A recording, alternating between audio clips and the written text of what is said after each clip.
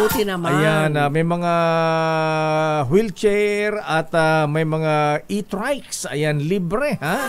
Saan ba ito, Rose Baviera? Sa lahat ba anong sementeryo ito?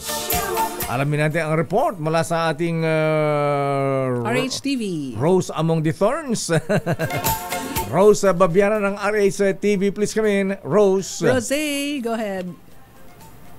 Yes, Lakay, Manang Milky, iilan na lang ang tumatakbong e-trikes para libreng sakay. Bakit? Dito sa Manila North Cemetery dahil sa naubusan ito ng baterya. Allah. Nangangalahati ang halos 40 e-trike na kanina ay naghahatid ng mga senior citizen. Pero ngayon Naubusan ng baterya. At PWD sa loob ng teryo dahil kinangailangan itong i-charge. Kani-kanina lang direkta mula dito sa linya ng mga senior citizen at PWD. May mga Nako, yung signal ni Rose Lakay parang para sa mga kailangan libreng din. sakay ng mga e-trike. Ngayon na sa pagtakbo.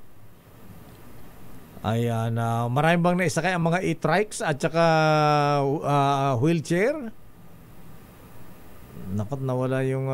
Kailangan di yata mag-charge ni Rose. Marami-rami naman yung naisakay. Ayan, o nga, maraming sakay, ha? Ayan, kaya ba hanggang dulot-dulo? Kaya ba hanggang Chinese Cemetery yan? Rose?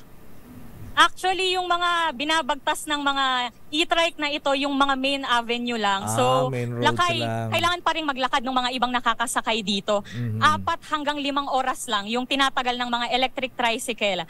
Nagsimula kaninang alas 5 yung operasyon ng libreng sakay, kaya ngayong mga alas 9, marami na yung pinull out kasi low bat na at kailangan ng i-charge. Pero para alternatibo, ilang mga fire volunteer yung nag-aalok ng libreng wheelchair.